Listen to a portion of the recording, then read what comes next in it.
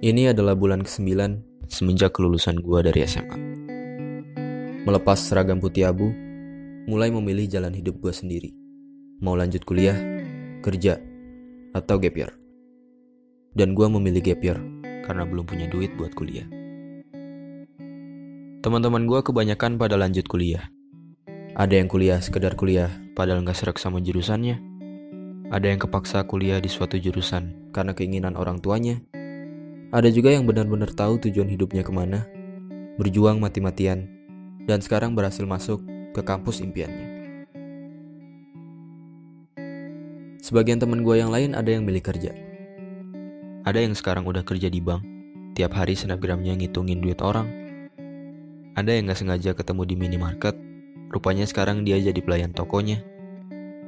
Ada juga teman-teman gue yang memilih jadi abdi negara, dan sekarang kalau kemana-mana, mereka pakai seragam yang keren-keren. Sementara itu gue yang menunda kuliah, di tengah jalan mulai berpikir, apakah gue gak sebaiknya nyari kerjaan tetap aja? Karena menunda kuliah ternyata gak semudah yang dibayangkan. Gue harus siap menerima paradigma orang-orang ketika menjawab pertanyaan, sekarang kuliah di mana? Gue juga harus siap menahan rasa kecewa ketika melihat orang-orang yang lebih berhasil daripada gue. Gue harus tetap optimis kalau gue bisa kuliah, walaupun kenyataannya keluarga gue lagi susah. Dan gue harus tetap belajar, walaupun rasanya gue mau nangis. Melihat kedua orang tua yang masih bekerja di usia senja, demi mewujudkan cita-cita anaknya. Akhirnya yang gue lakukan adalah belajar sambil kerja. Kerja apa aja yang gue bisa.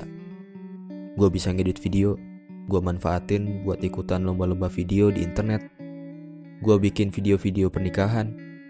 Gue juga jadi freelancer, ngerjain tugas kuliah orang-orang. Dan dari usaha-usaha itu, gue dapat hasil yang lumayan. Ya, meskipun hasilnya gak pernah terkumpul buat biaya kuliah dan selalu habis buat kebutuhan rumah. Tapi gue bersyukur, seenggaknya letih yang orang tua gue rasakan, sekarang bebannya telah berkurang. Dan keringat yang bercucuran kini berganti dengan senyuman. Kehidupan setelah SMA membuka mata gue bahwa hidup sejatinya adalah seni memilih.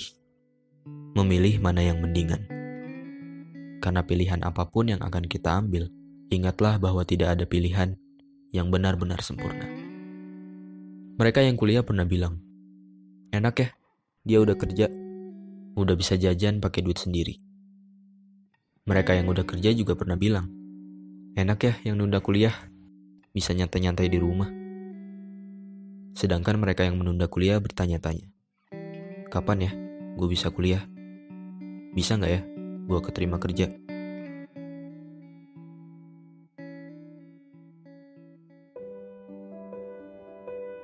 Untuk orang-orang yang sedang mengemban ilmu di bangku kuliah, sadarlah, banyak orang-orang yang tidak seberuntung kamu. Jangan menyia-nyiakan kesempatan yang kamu dapatkan. Tetap semangat, walau jurusan atau kampus yang kamu dapat tak sesuai keinginan. Dan jangan terus-terusan mengeluh atas tugas-tugas yang menumpuk berlebihan. Karena ingatlah, tugas-tugasmu itu tak sebanding dengan kerja keras orang tua yang membesarkan kamu. Untuk orang-orang yang sedang merasakan letihnya bekerja, berhentilah membanding-bandingkan hidupmu dengan orang lain. Karena manusia itu memandang dan dipandang. Ketika kamu melihat mereka, kamu merasa mereka adalah orang yang paling bahagia. Padahal ketika mereka melihat kamu, mereka merasa justru kamulah orang yang paling bahagia. Tanpa kamu dan mereka ketahui bahwa masing-masing sebenarnya punya kesedihan yang tak diperlihatkan. Dan untuk orang-orang yang menunda kuliah atau sedang berjuang meraih cita-citanya, pahamilah bahwa setiap orang ada masanya dan setiap masa ada orangnya. Mungkin belum waktunya kamu mendapatkan apa yang kamu inginkan. Tapi jangan menyalahkan keadaan. Ambil hikmahnya. Setidaknya sekarang kamu jadi tahu. Di saat terpuruk, siapa saja orang-orang yang tetap setia menemanimu. Siapa saja orang-orang yang terus mendukungmu. Dan siapa saja orang-orang yang peduli padamu. Teruslah melangkah. Berusaha sekeras yang kamu bisa, perbaiki semua kekuranganmu, dan jangan dengarkan apa kata orang. Karena yang menjalani hidupmu adalah kamu, yang merasakan sedih dan bahagiamu adalah kamu. Maka semuanya tergantung kamu, tergantung sudut pandangmu.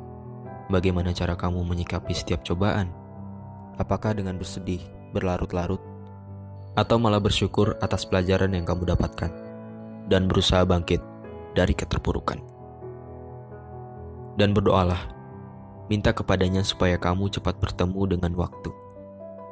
Waktu yang tepat di saat impianmu terwujud, waktu yang indah di saat kebahagiaan menyertaimu, dan waktu yang sempurna di saat ayah dan ibu berkata, "Kami bangga padamu."